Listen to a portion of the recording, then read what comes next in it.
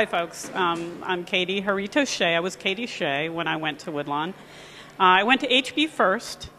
Ray just went before me. He was our principal for many years. And I didn't know about all the politics, but I started in the mid-'70s at H-B, the first year that it was created and as an alternative school. And left there and went on to Woodlawn in the old building on 16th Street. And it was a lifesaver for me, both H-B and Woodlawn. I had come from the South, going to Catholic schools. And when I moved up here, I went to Gunston. And it was a big shock because it was a huge school. There were a lot of racial problems. There were a lot of fights. There were a lot of problems. And I couldn't adjust or adapt to a school that large. I just couldn't. And so when I went to H-B, the teachers there were different adults than I had ever had in my life. They listened to me. You know, as an adolescent, this is one of those things where it's a difficult time in life, and I felt at home.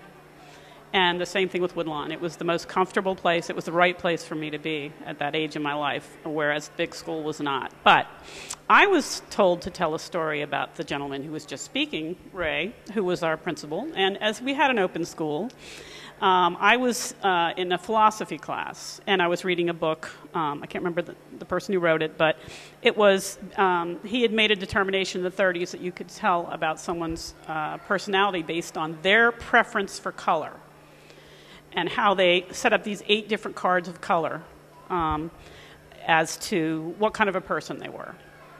So I went around the school testing people, and then I would tell them what the book said, and it was pretty insightful.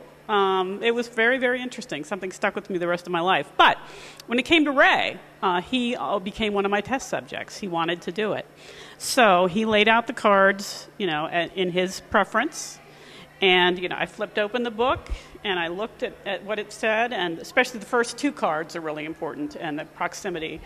And the first thing it said was, egotistical and therefore quick to take offense. And he looked at me, and he went, "Oh, that's ridiculous," and got up and walked away. And so some people thought that was pretty funny. The secretary at the time and other people who knew Ray. I love Ray. I still love Ray, and I'm so happy to see him after all these years. But that was pretty funny because he thought he had the right idea, and he did. But, you know, you had to have an ego to go say, "You, county, you don't know what you're doing. I've got a plan. Let's run a school." His plan was right. I just want you to know. I had a great middle school and high school experience. I don't know what it's like other than having gone to Gunston for that 1 year, which was horrible. But I don't know what it was like to go through a whole regular high school where you are just a number and not. I was loved. So, and these teachers are still here, you know, and they knew me. They remembered my name. I don't understand. I mean, we had a closeness. It's pretty awesome. So I'm really happy for that, and I hope that this is something you guys can bring as individuals. I mean, there was a teacher who, this gentleman right here married, who was my French teacher at Gunston, and she had opened up to me as an individual, probably not like she was supposed to professionally.